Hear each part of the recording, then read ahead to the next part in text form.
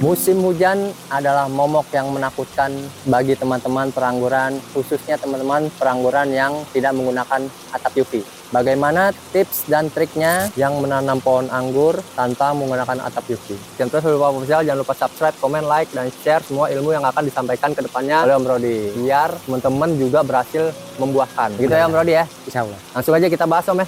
Insya Allah. Yuk.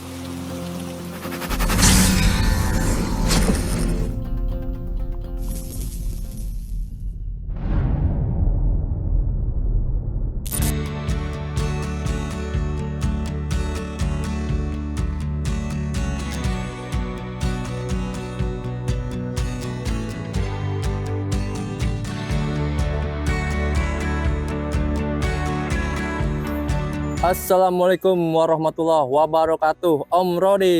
Waalaikumsalam warahmatullahi wabarakatuh. Ya, Kang Rama. Sehat, Kang Rama? Alhamdulillah Om Rodi. Hobi Papa Official main lagi nih ke Maxi Grab Om Rodi. Iya, alhamdulillah. Banyak banget nih teman-teman update-update terbaru berry set. Dan udah ada yang dipanen juga Om ya kemarin ya. Udah ada satu gospi di pot, teralis sama Malika buah bonus. Itu dia. Ada Malika mantap. Om, Ya. ini Maxi Grab kan tanpa atap Om. Iya. Kita nanti ini aja Om, kasih tips dan trik untuk teman-teman yang menanam anggur tanpa atap naungan Om. Yang seakan-akan tuh momok yang menakutkan gitu Om. Sebelum kita ke situ Om, kita review dulu Om, seperti biasa Om. Insya Allah, Kang. Oke Om Rodi, Yuk. nah update pertama. Ya. Ini tamaknya teman-teman ya. Berikutnya ini usia tanam hampir sama Jupiter. Ya. Usia pemangkasan sama, pemupukan sama, perawatan sama. Dan kondisinya pun sama, dibawa lagi buah, belum matang. Ini teman-teman. Wah, ini juga luar biasa. Itu, Masya tapi ini Allah. udah duluan nih, udah jadi pentil Oh, gede-gede. benar. Ini, Kang. Bahkan sepertinya Iya. buah yang di atas ini cenderung lebih bagus daripada yang di bawah. Maksudnya lebih utuh ya, lebih banyak tuh, lebih panjang. Ini belum dijarangin teman-teman. Ini lihat. Widih. Dengan kondisi ini udah ada di pentil, agak gede, kecil. Ya. Ada yang brokoli, Benar. ada yang lagi mekar. Ada yang mekar atas Nih. tuh. Dan ini sama, dilema juga tadinya. Nah, Udah sebagian dari dulu pas keluar bunga kita langsung buang. Ya. Tapi setelah itu kok lebih banyak lagi keluar, akhirnya kita tahan, kita pelihara seperti Jupiter. Jadi ini juga kita setting jadi pembuahan bersusun ya. ya. Dua kali lah, kita nggak bakal nanti buahin lagi, kita istirahatin lah setelah ini habis nanti panen ya. Karena kita bentuk ulang lagi dari pemangkasan pondasi lagi nanti. Berarti nanti kita bahas juga nih Om, berarti Om, Insya Allah ya. ya, Kang. Jadi pembuahan bertingkat nih. Gimana cara pemupukannya dan perawatannya teman-teman. Iya, insya Allah ya. Nah, kita kalau lanjut kemana lagi nih Om? Ada rainbow, Rainbow, boleh? Yuk. Ini rainbow. ya kan? Kalau ini rainbow nggak terlalu banyak dapatnya. Waktu itu keluar 21 pandan. Ada yang gede, sedang, agak kecil. Nah ini kemarin saya hitung lagi sisa 20, mungkin yang kecil ya hilang gitu apa rontok. Ini sisaan waktu itu mekar juga sempat kena hujan. Ya. Ada rontok tapi nggak banyak, masih kelihatan lumayan bagus lah teman-teman ya. Tuh, masih layak lah Ya. dipelihara dengan kondisi jarang ini. Anggaplah ini udah penjarangan itu ya. Biarpun ini sebenarnya belum penjarangan ini ya, paling sedikit-sedikit yang kecil-kecil teman-teman kita jarangin nih kayak gini-gini nih. Dari kita jarangin. Ya. Nah, ini udah cukup jarang karena emang faktor ada rontok juga. Yumi Rainbow. Termasuk Genja ya teman-teman ya. Ini pembuahan pertama langsung dapat. Istilahnya nggak susah ya. Ya. Termasuknya recommended juga. Tapi sempat di GA, berarti udah berapa Dia pakai kali? dia. Ini Udah 3 berapa kali. 3 kali. 3 kali. Oke, yang lain Om. Nah, ini ke trans. Ini dia Wah, jeng-jeng. Wih, luar biasa. Ini yang sempat dulu pernah kita liput cukang ya. Betul. Mungkin waktu itu baru brokoli kali. Ini berinya udah cukup besar ya. Biasa. Mudah-mudahan nanti nggak kena jamur. Enggak banget tuh. Sama ini juga teman-teman, sayap-sayapnya bagian kita buangin. Ya. Jadi nggak full ya, kita biarkan. Kita buangin.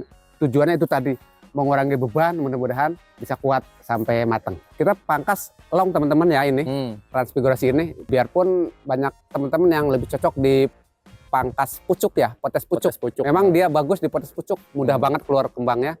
Ini karena kita space-nya terbatas ya, kita usahakan jangan terlalu jauh lah. Akhirnya kita, kalau kita medium, khawatir juga nggak dapat maksimal, hanya kita agak long. Alhamdulillah cukup lah, ini dapat 45 tandan. Dan ini kita nggak kurangi tandan, kita pelihara semua. Oh. Nah, Hanya balik. sayap-sayapnya aja Om yang di Ya sayap-sayapnya aja, di sini-sini kita kurangi. Untuk tandan enggak, kita full masih 45. Enggak rontok banyak. Nah, alhamdulillah ini hasilnya masih segini teman-teman. Kayak ini udah lumayan cukup jarang. Kita kemarin hanya penjarangan sedikit. Jadi alhamdulillah jadi mudah penjarangannya. Luar biasa. Jadi termasuknya kemarin ya kalau dibilang kuat ya kuat. Mungkin nggak tahu di kondisi yang berbeda ya. Ya, nanti kita bahas Om ya tips and triknya nih. Insya Allah. Nah, kita lihat yang lain lagi nih Om, Lain yang ya, kemarin ini terakhir Gospi. kita update juga nih.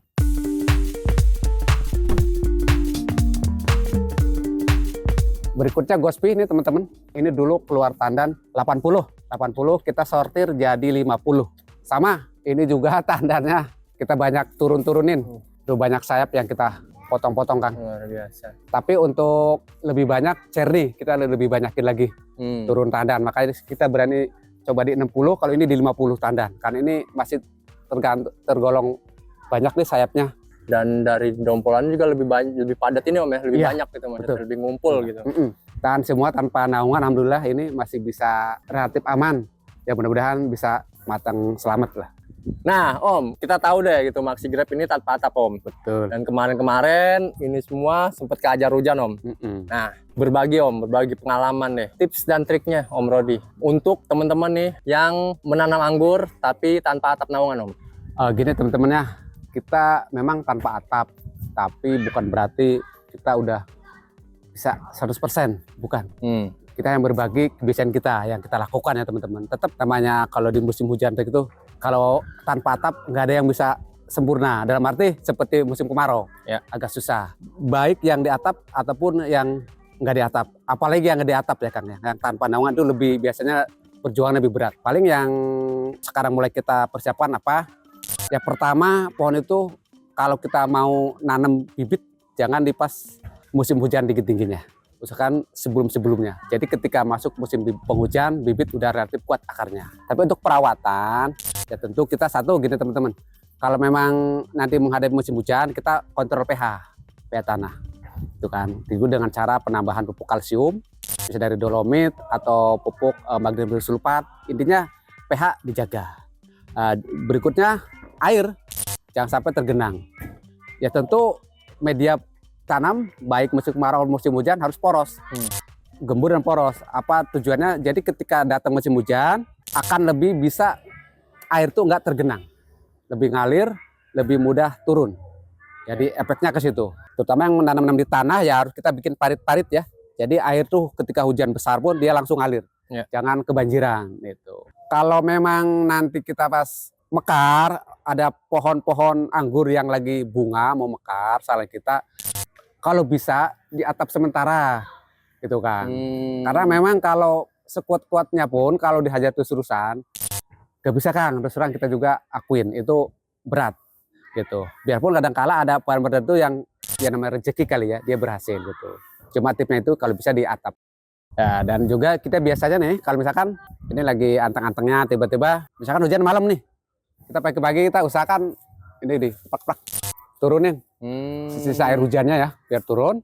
Setelah itu kita semprot pupuk kalsium, bisa manohara, bisa karoteboron, bisa CNG dan lain-lain. Seperti juga kalau kita ada oper penyemprotan ya teman-teman, obat-obatan kebanyakan itu bisa dinetralisir dengan disemprot ulang dengan pupuk kalsium. Itu salah satu fungsinya. Jadi memperkuat lah istilah gitu kan. Nah ngomong-ngomong penyemprotan obat-obatan Om, Om Rodi setelah hujan itu langsung disemprot insek fungi nggak? Terutama fungi gitu. Kita biasanya fokuskan kalsium dulu. Oh kalsium dulu. Karena fungi biasanya nggak langsung nyerang ya. Ya kita fungi setelah misalkan 2-3 hari lalu udah fungi nih. Sekarang hujan ya kita kalsium dulu. Gitu. Funginya nanti lagi. Udah kira udah agak jarak jeda waktu cukup dari yang terakhir kemarin 3 kali, 3 hari, ya paling nggak seminggu sekali lah. Jangan lupa inseknya untuk tripnya. Kalau ada gejala buru-buru semprot. Baik dari bawah ya, tabur atau kocor juga atasnya. Dan untuk penyiraman teman-teman ya, kalau memang hari ini udah kena hujan, atau tadi malam hujan atau siang ini hujan, ya tentu kita biasa besok tahan dulu sehari itu. Biarpun ini lagi buah ya, lagi banyak karena setelah kena hujan, misalkan udah sore nih, nggak ada matahari terang lagi, atau malam hujan, besok berarti kita sehari itu kita biarpun kondisi panas, kita nggak siram dulu, karena udah banyak air. Paling kalau lusanya nggak hujan, besoknya nggak hujan lagi, ya baru kita siram lagi. Pokoknya intinya tetap kontrol media tanam, Om ya. Betul. Jangan sampai kekeringan juga, jangan mentang udah hujan. Jangan gitu teman. Hujan itu kadang-kala kelihatannya gede, tapi dia sebentar. Itu kalau kita tampung dari lingkaran bak segini kan, ya, mungkin kita hanya dapat beberapa liter air.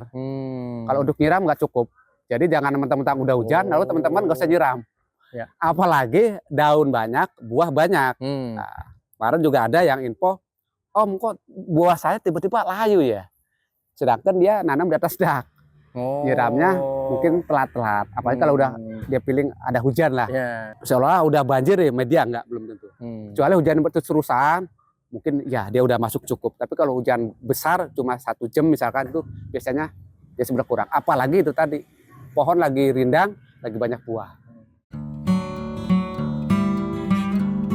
Kita tahu selama ini, dan kita juga ngalamin ketika musim hujan tinggi-tingginya itu, pasti ngepek ke pertumbuhan anggur, baik yang berbuah pun yang nggak berbuah.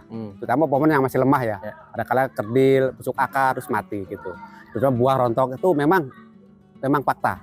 Tapi pertama, saya pribadi nggak akan sedikit pun menyalahkan air hujan. Tuh. Kita akan selalu berprinsip gini, teman-teman. Air hujan itu berkah. Pasti ada efek yang di mata kita buruk, pasti ada di sisi lain tuh ada manfaat dan hikmah yang lebih besar. Itu aja dulu. Baru di sisi itu kita berusaha mengantisipasi gitu kan. Nah, jadi ketika daun kena air hujan banyak, basah terus, air dari media juga basah terus, jadi kan saling over gitu kan. Nah, itu yang akhirnya ketika air hujan itu terus-terusan, kita nggak pakai atap, akhirnya akar minum terus, matahari kurang, akhirnya lari ke buah-buah air itu. Akhirnya buah pada krek pecah. Kalau bisa sih mungkin daun kena, media nggak bisa. Dengan cara ditutup, teman-teman. Nah, untuk mengurangi jumlah air yang diserap tanaman. Karena daun pun menyerap air. Akar apalagi gitu kan. Ditambah matahari, misalkan udah musim hujan lagi parah-parahnya, jarang keluar ya matahari, mendung terus. Hujan kadang-kadang pagi hujan, siang hujan, malam hujan. Nah itu kan sering efek gitu. Cuma kita hanya berusaha antisipasi, tetap nggak, kadang-kala hasil juga nggak bisa maksimal Kang. Gitu. Tetap ada kekurangan-kekurangan, tapi minimal kita udah berusaha. Nah, itu tadi selain apa, yang lain dua kita sampaikan tadi, yaitu penyemprotan.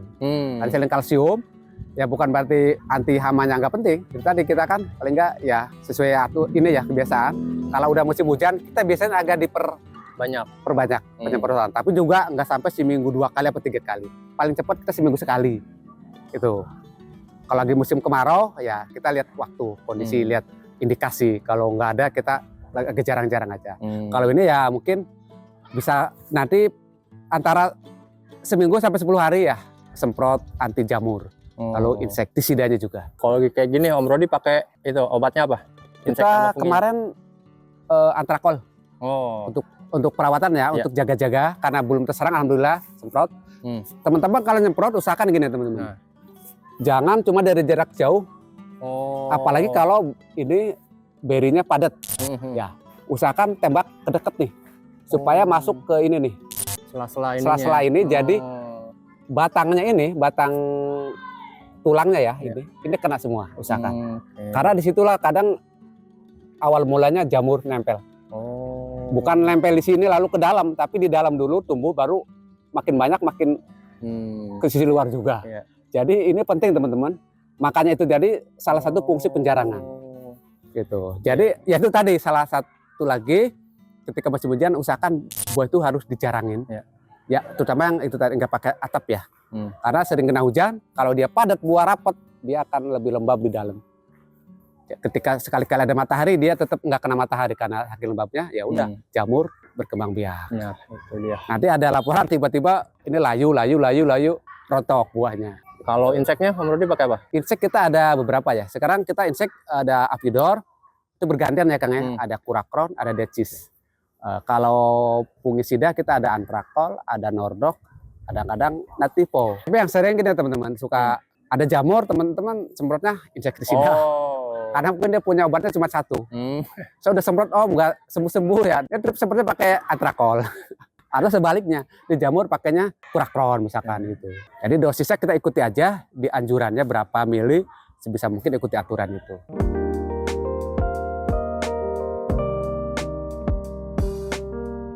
Mungkin untuk sementara cukup dulu ya teman-teman ya.